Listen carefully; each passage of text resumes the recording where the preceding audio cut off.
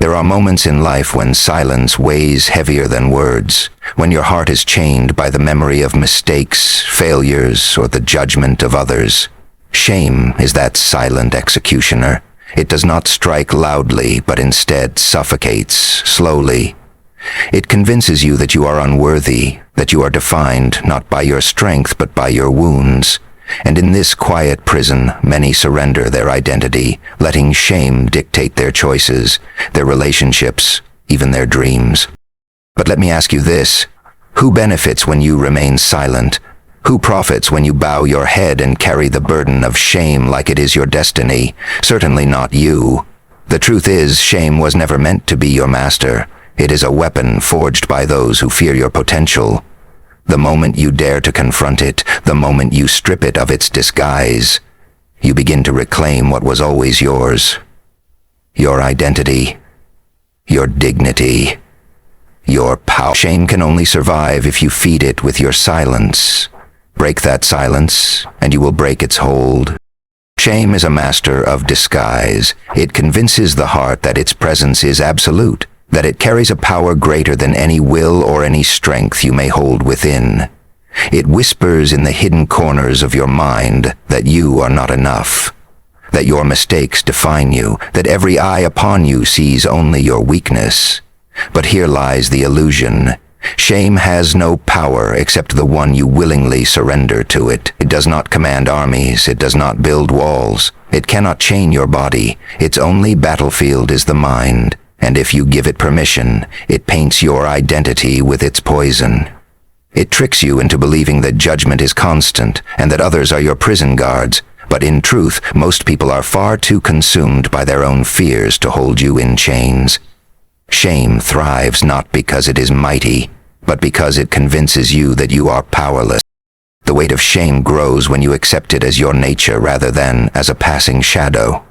You tell yourself, "This is who I am. This is what I deserve," and in those words you surrender the battlefield.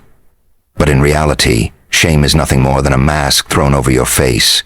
If you dare to lift it, you will see that the features beneath are unchanged, unbroken, still your own. The illusion lies in its permanence. It tries to persuade you that wounds are eternal, that scars can never be marks of survival, but only of failure. Yet scars speak of endurance, of having faced storms and still standing. The illusion convinces you to fear exposure, to keep silent, when exposure is the very act that destroys it. Imagine the countless moments in history where men and women allowed shame to silence them, where the terror of humiliation kept them small. They believed the world was watching, when in truth the world moved on, indifferent, occupied with its own battles. This is shame's cruelest lie. That you are alone under the light of judgment, that your errors are carved into eternity. In reality, what is shame to one man is forgotten by another within moments. The illusion makes you believe that people remember, that they hold your flaws in their hearts, but most live too consumed by their own flaws to treasure yours. Once you see this, shame begins to crumble, for its foundation is nothing but smoke and fear. The power of shame is not in its presence, but in your belief that it cannot be fought. When you believe you must hide, you obey shame without resistance. When you let it dictate your choices, you build the prison with your own hands. But if you stand in defiance, if you call shame by its name and expose it to the light, you find that its chains were never forged of iron, but of paper. Tear them, and you will see how fragile they truly are. The illusion is strong only when unexamined. But the moment you test it, it collapses under its own weakness. This is not the strength of shame. It is the strength of your belief in its authority. To overcome the illusion of shame's power, you must step beyond the false narrative it weaves. It tells you to shrink, so you must rise. It tells you to hide, so you must stand in the open. It tells you that you are unworthy, so you must claim worth with unshakable conviction. The true power does not lie with shame, it lies with you. And once you recognize this, shame loses the ability to rule your life. You see it as it truly is, an enemy that has been feeding off shadows and silence. You break it not through denial, but through exposure, not through running, but through facing it directly. And in that moment, you realize the chains never existed. They were only illusions, and illusions cannot imprison a soul that has chosen freedom. The courage of self-acceptance is one of the greatest battles a person will ever fight, for it demands that you stand unarmed before yourself, stripped of pretense and masks, and look directly at the truth of who you are. Most people will go to war with the world, but will avoid the war within because it is far easier to fight an external enemy than to confront the flaws you try so desperately to hide. To accept yourself requires a bravery few are willing to summon, because it means embracing not only your strengths, but also your mistakes, your scars, your imperfections. Yet this courage is the foundation of true freedom, for only when you accept yourself without apology can you stop being ruled by the opinions of others. Self-acceptance is not weakness. It is the declaration that you no longer require permission to exist. It is to look at the parts of yourself that once filled you with shame and say, even this belongs to me and I will not deny it. That act, though quiet, is an act of rebellion against every voice, internal and external, that sought to diminish your worth. It takes courage because acceptance is not blind flattery or false comfort. It is not pretending that flaws are virtues or pretending that you are without fault. It is to see clearly and still embrace. That clarity requires strength because the temptation is always to deny, to cover, to run. Many people spend entire lives constructing identities built on illusions, fearing that if the truth were exposed, they would no longer be loved or respected. Yet the paradox is this: the more you hide from yourself, the weaker you become, and the more shame grows. The courage of self-acceptance is to end this cycle, to say, yes, I am flawed. Yes, I have failed. Yes, I carry wounds. And yet, those truths do not strip you of dignity. They affirm your humanity.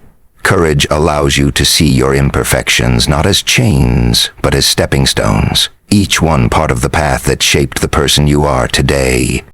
True acceptance frees you from comparison, from the exhausting chase of trying to measure up to an image that was never yours to begin with. You stop kneeling before the false gods of perfection and begin walking in the strength of authenticity. This courage allows you to rise above the constant noise of judgment because you no longer judge yourself with the same cruelty. The moment you accept yourself, you silence the harshest critic in your life, the one within. You no longer need the approval of every passing eye, for you have granted yourself approval. And when that happens, the opinions of others lose their power to wound you. What once would have silenced you now passes by like whispers in the wind. The courage of self-acceptance transforms you from a prisoner of others' expectations into a master of your own identity. You begin to act from conviction rather than fear, from truth rather than pretense. And this shift is the essence of liberation. But courage is not born from ease. It is born from trials. Every time you confront a part of yourself you once despised and choose to embrace it, you build a fortress of resilience. You learn that your flaws do not disqualify you, they humanize you. You discover that your failures were not tombstones, but lessons. You recognize that the very things you thought would break you have instead carved out depth, strength, and wisdom. Self-acceptance is not about celebrating weakness, but about owning your entire story, the light and the shadow. It is courage, because it requires you to take responsibility, to stop blaming the world for your wounds, and to face them with open eyes. That responsibility does not crush you. It strengthens you because it places your power back into your own hands.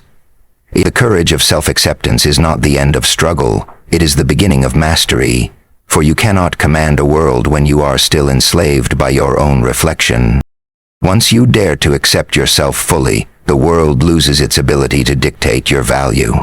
This is the true miracle of courage. It reshapes how you walk, how you speak, how you live. No longer weighed down by the need to prove yourself, you move with a quiet confidence that others cannot help but notice. People sense when a man or woman has made peace with themselves. It radiates as unshakable presence, And this presence is born from courage. The courage to stand before the mirror without shame and without disguise, and to say, "This is who I am.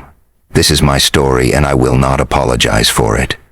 That is the kind of courage that transforms not only the individual but everyone around them. For self-acceptance is contagious.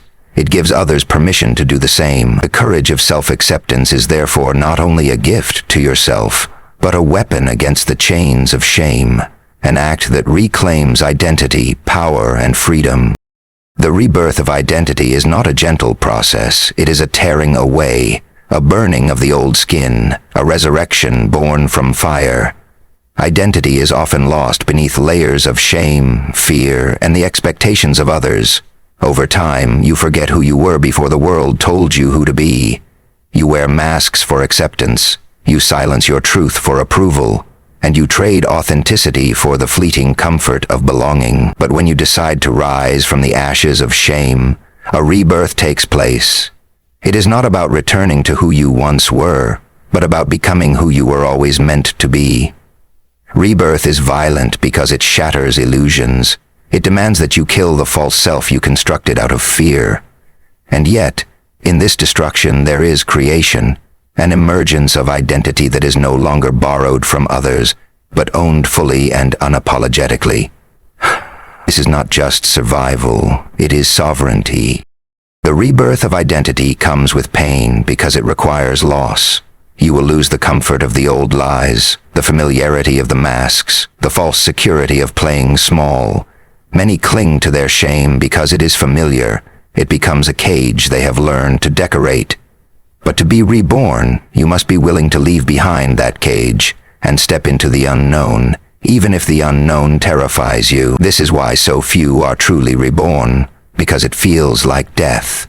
You let go of the identity forged by others' judgments, the identity shaped by failures and wounds, and in doing so, you may feel stripped bare, vulnerable, exposed, yet this very exposure is the soil in which your true self grows. The rebirth of identity demands faith in your own worth, a belief that beyond the ashes you will emerge stronger, clearer, more unshakable than before. When you reclaim your identity, you stop asking the world for permission to exist. You no longer bow to the eyes of others because you understand that their vision of you is limited, distorted by their own fears and weaknesses. Rebirth gives you the authority to define yourself, not by your past, not by your mistakes, not by the weight of shame, but by the courage of your resilience. You rise with a new spine, a new voice, a new clarity.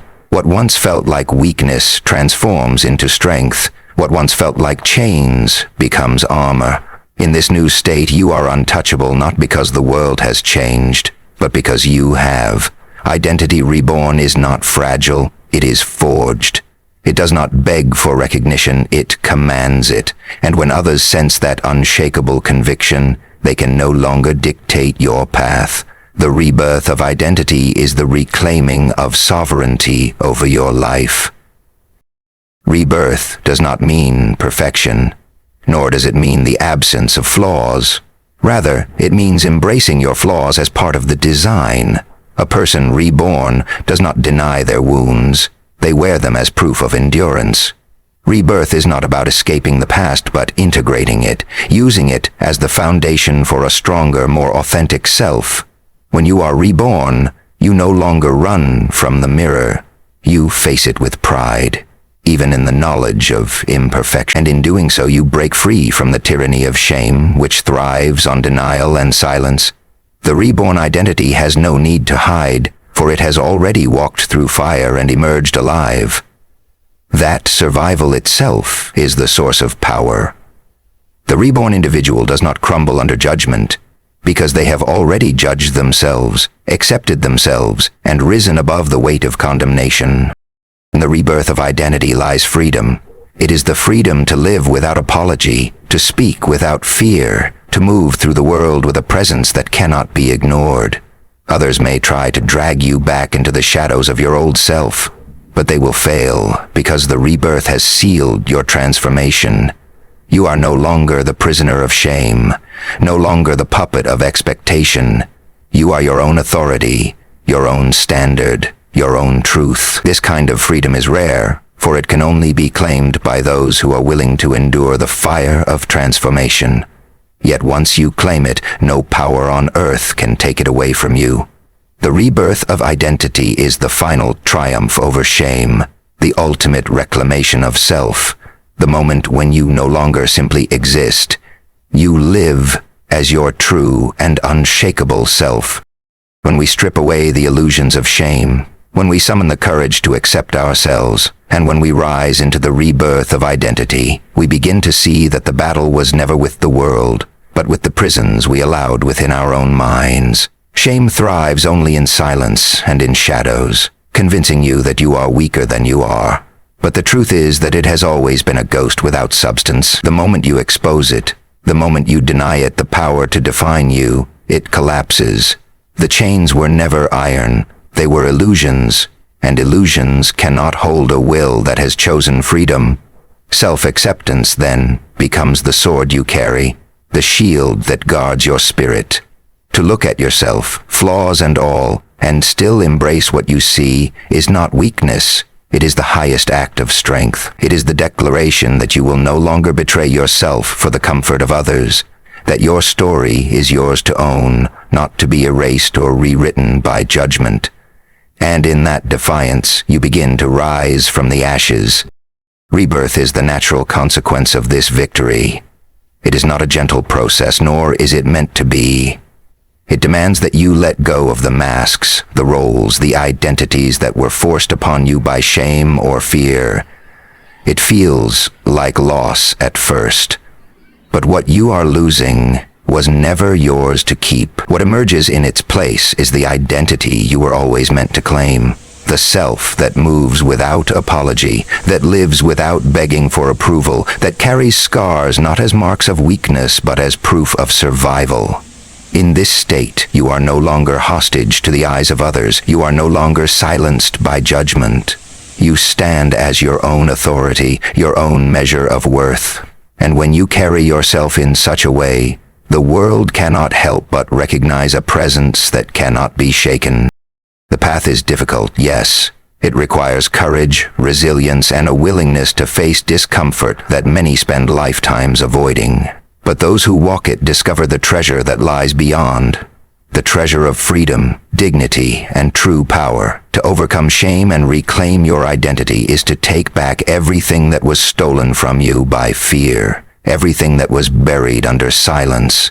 It is to live again, not as a shadow of who you are, but as the full force of your being. This is not just survival, it is victory. It is the return of sovereignty over your life, the triumph of spirit over deception.